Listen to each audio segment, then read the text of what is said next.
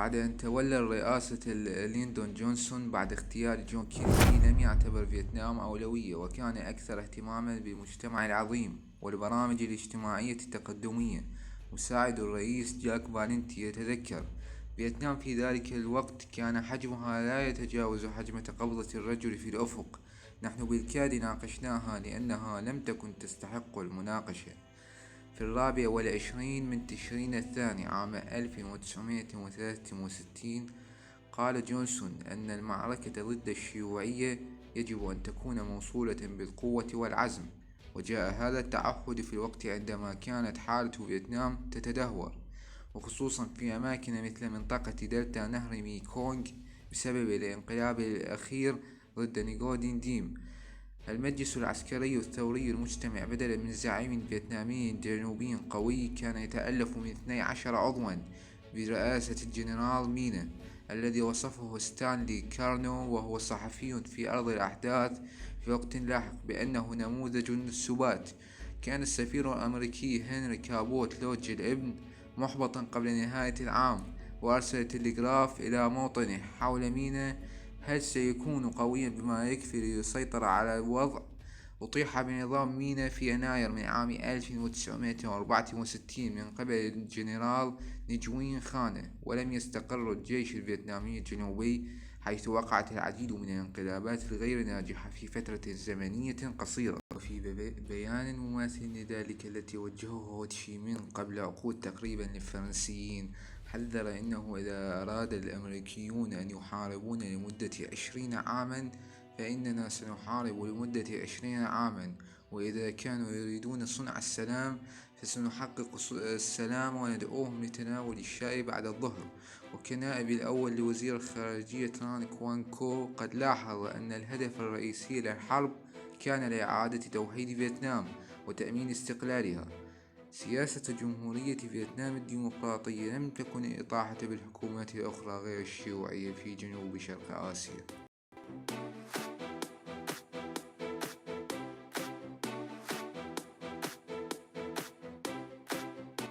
القصف لم يقتصر على فيتنام الشمالية. حملات جوية أخرى مثل عملية فدائيي هانت استهدفت أجزاء مختلفة من البنى التحتية لجبهة التحرير الوطني الفيت كونغ والجيش الفيتنامي الشعبي، وشمل هذا طريق هو تشي مين الذي يمر عبر لاوس وكمبوديا. ولكن هدف إجبار فيتنام الشمالي على وقف دعمها جبهة التحرير الوطني لم يتحقق أبدا. كما لاحظ أحد الضباط: هذه حرب سياسية وإنها تدعو إلى تمييز القتل. أفضل سلاح هو السكين والأسوأ هو الطائرة.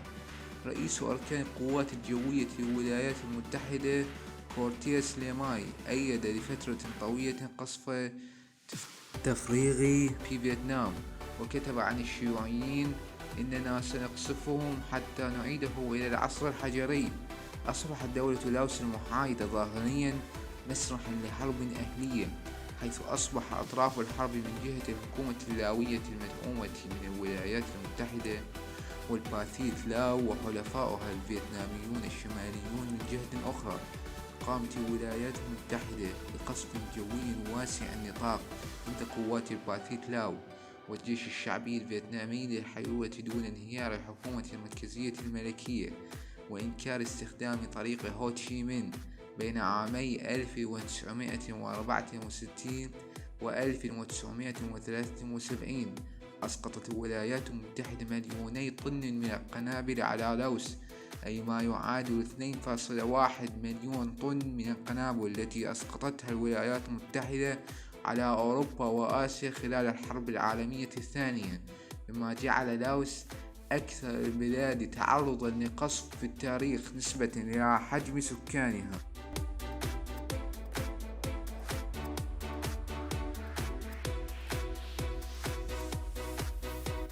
في أعقاب قرار خليج تونكين توقعت هانوي وصول القوات الأمريكية، وبدأت في توسيع فيت كونغ، إضافة إلى إرسال أعداد غفيرة من قوات فيتنام الشمالية إلى الجنوب. وفي هذه المرحلة تم تجهيز وتوحيد معدات قوات الفيت كونغ ببندقية إي كيم 47 وغيرها من الإمدادات، بالإضافة إلى تشكيل الفرقة التاسعة من قرابة 5000 في البداية عام 1959. نمت صفوف الفيتكونغ إلى حوالي 100 ألف في نهاية عام 1964. بين عامي 1961 و 1964 ارتفعت قوات الجيش من حوالي 850 ألف إلى ما يقارب من 1,000,000 رجل. كانت أعداد القوات الأمريكية المنتشرة في فيتنام خلال نفس الفترة مختلفة تماما: 2000 في عام 1961، وارتفعت بسرعة إلى 16,500 في عام 1964. خلال هذه المرحلة انخفض استخدام المعدات التي تم استيلاء عليها، في حين كان هناك حاجة ماسة إلى أعداد ضخمة من الذخيرة والإمدادات للحفاظ على الوحدات العادية. وتم تكليف المجموعة 559 بتوسيع طريق هو تشي مين. كان هذا بمثابة إعلان بداية في ضوء القصف المستمر من قبل الطائرات الحربية الأمريكية. في ديسمبر من عام 1964 تعرضت قوات الجيش الفيتنامي الجنوبي لخسائر فادحة في معركة بينا جيا، في معركة اعتبرها كلا الجانبين حدا فاصلا. قبل ذلك كانت قوات الشيوعيين قد استخدمت تكتيكات الكر والفر وحرب العصابات، ولكن في غياب بينا نجحوا في هزيمة قوة قوية من الجيش الفيتنامي الجنوبي في حرب تقليدية، وبقوا في الميدان لمدة 4 أيام. وقد ذاع أيضا أن القوات الفيتنامية الجنوبية هزمت مرة أخرى في يونيو من عام 1965 في معركة دوانغ زواي.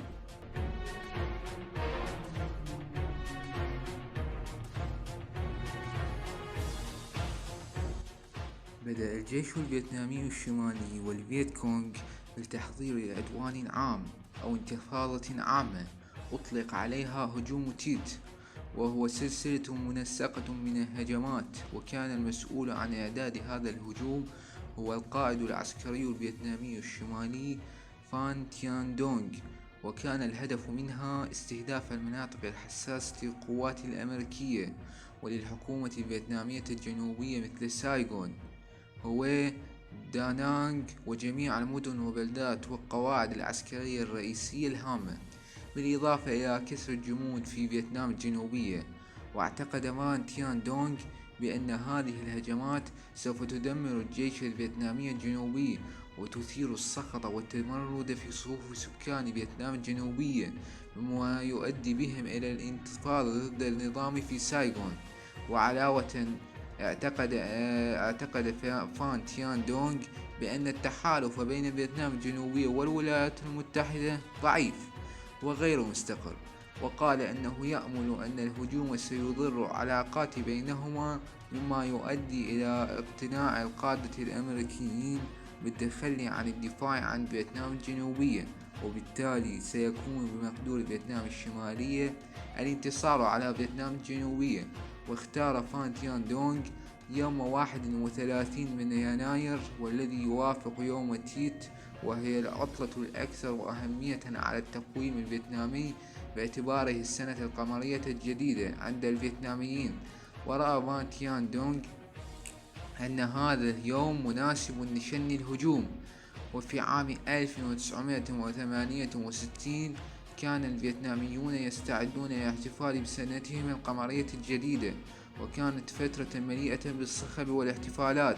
وفي أوقات الحرب كان من التقليدي إعلان هدنة، واتفق الطرفان على وقف إطلاق النار، إلا أنه في 31 من يناير عام 1968 خرقت الفيت كونغ وجيش فيتنام الشمالي الهدنة، وأطلق 85 ألفا من قوات فيتنام الشمالي والفيت كونغ سلسلة منسقة من الهجمات الشرسة والمفاجئة على أكثر من 100 مدينة وبلدة في جنوب فيتنام، من بينها مقر قيادة الجنرال ويليام وستمورلاند والسفارة الأمريكية في سايغون.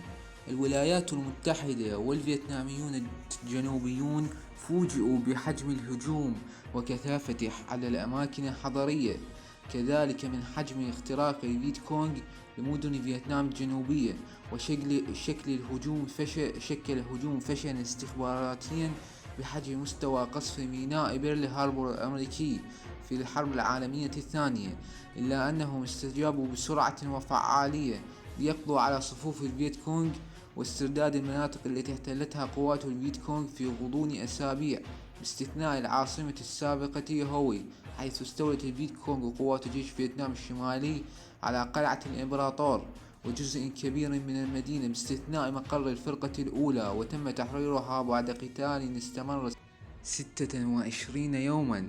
وأثناء الهجوم أعدمت الفيت كونغ حوالي 2800 من المدنيين العزل، بالإضافة إلى الأجانب الذين اعتبروهم أعداء. في معركة هوي استخدمت القوات الأمريكية القوة العسكرية الهائلة، حيث كانت معركة هوي هي الأشرس، ولقد تركت القوات العسكرية 8% من المدينة كأطلال. وخلال الفترة الفاصلة بين الاستيلاء على قلعة ووضع حد للمعركة هوي، قوات التمرد الشيوعية قامت بمجزرة حيث قتلت عدة الآلاف من المدنيين العزل من هوي، وتختلف التقديرات لتصل إلى مستوى 6000. أما في الشمال في مدينة كوانغ تشي، تمكنت الفرقة المحمولة جوا التابعة للجيش الفيتنامي الجنوبي وفوج من فرقة الفرسان الأولى التابعة للولايات المتحدة من الصمود والتغلب على هجوم قائد الفيت كونغ بهدف الاستيلاء على المدينة.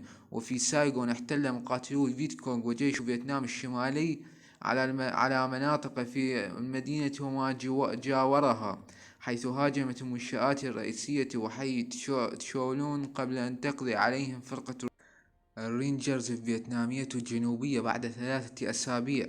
الصحفي بيتر آرنت نقل عن الرائد بوريس من الفرقة التاسعة المشاة قوله عن قرية بينت شي التي حولتها النيران الأمريكية إلى ركام، أنه كان من الضروري تدمير القرية من أجل إنقاذها.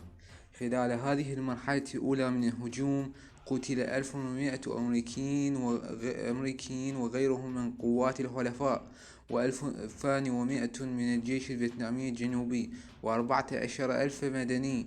ويزعم الكتاب الأمريكيون أن خسائر الجيش الفيتنامي الشمالي والفيت كونغ كانت 17,000 قتيل و2,000 جريح.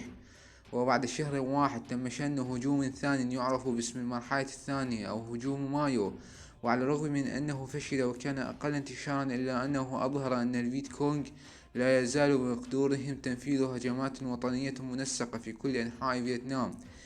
بحلول نهاية الهجوم الثاني ارتفع عدد القتلى الجيش الفيتنامي الجنوبي إلى 5000، وارتفع عدد القتلى الجيش الأمريكي إلى 4000، وبلغ إجمالي الجرحى 45,820. وارتفعت خسائر الجيش الفيتنامي الشمالي والفيت كونغ إلى عدد غير معروف. وبعد شهرين من هجوم مايو تم شن هجوم ثالث، وهو المرحلة الثالثة أو هجوم أغسطس. بيّنت سجلات جيش فيتنام الشمالي الرسمية أن خسائرها في جميع الهجمات الثلاثة بلغ 45,267 قتيل و111,179 جريح. بحلول ذلك الوقت أصبحت هذه السنة أكثر السنوات الحرب دموية حتى تلك اللحظة.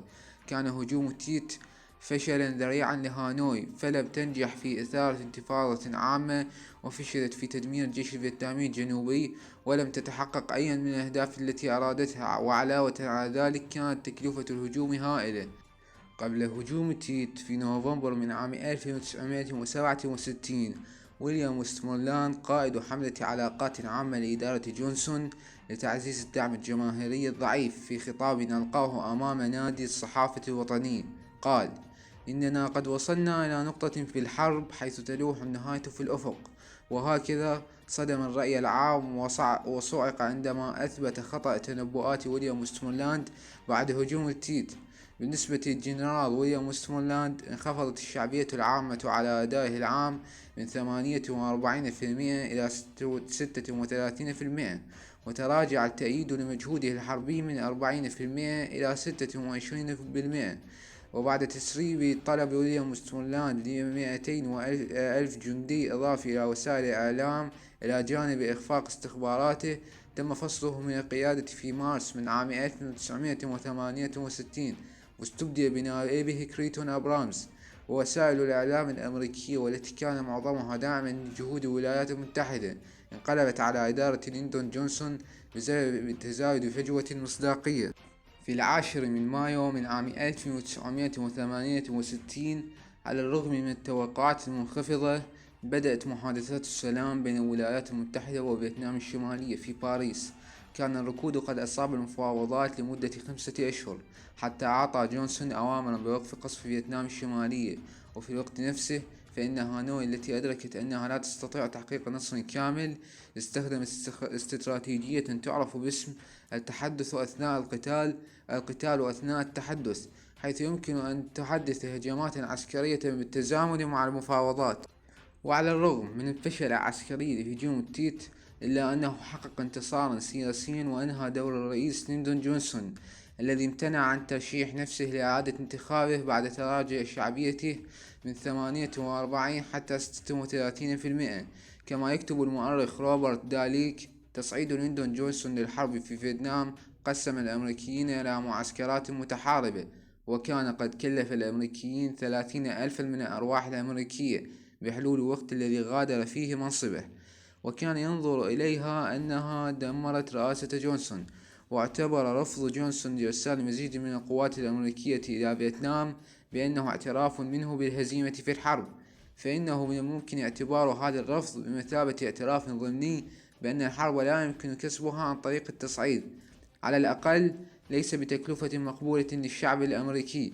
وكما ألمح وزير الدفاع روبرت ماكنامارا أن الوهم الخطير بانتصار الولايات المتحدة قد مات، وكانت فيتنام قضية سياسية رئيسة خلال الانتخابات الرئيسية في الولايات المتحدة عام 1968. وقد فاز في الانتخابات مرشح الحزب الجمهوري ريتشارد نيكسون.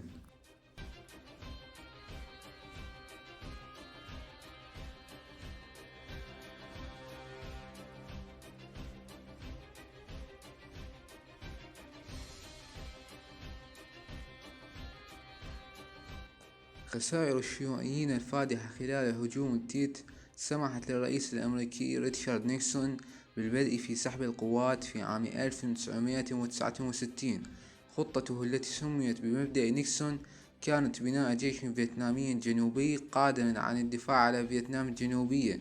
هذه السياسة أصبحت تعرف باسم فيتنام، وهذه السياسة تجعل كريتون أبرامز يتولى قيادة عمليات صغرى متمثلة في تعطيل الخدمات اللوجستية مع الاستخدام الأفضل للقوة النارية والمزيد من التعاون مع الجيش الفيتنامي الجنوبي.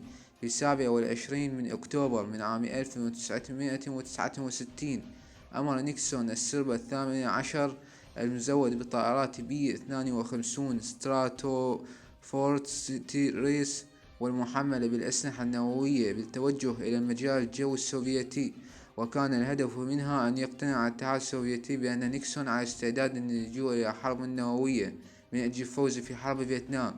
كانت العملية جزءا من نظرية نيكسون المعروفة بنظرية الرجل المجنون. كما بدأ نيكسون السعي إلى الانفراج مع الاتحاد السوفيتي والتقرب مع جمهورية الصين الشعبية. هذه السياسة ساعدت على خفض التوترات العالمية، والانفراج أدى إلى الحد من الأسلحة النووية من جانب كل من الدولتين عظيمتين. ولكن نيكسون أصيب بخيبة أمل بعد قيام جمهورية الصين الشعبية والاتحاد السوفيتي بمواصلة تزويد الفيتناميين الشماليين بالمعونة.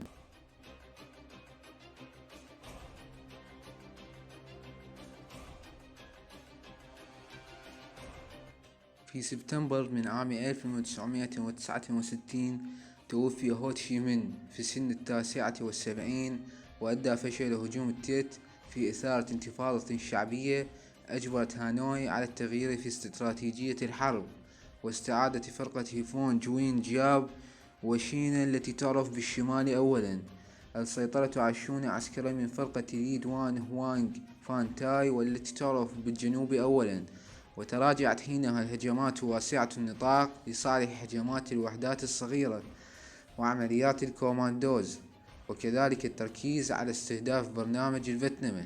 في فترة العامين التي عقبت تيت، بدأ جيش فيتنام الشمالي بالتحول من قوة مشاة خفيفة وقوة نقل محدودة إلى قوة أسلحة مشتركة عالية الحركة ومدرعة.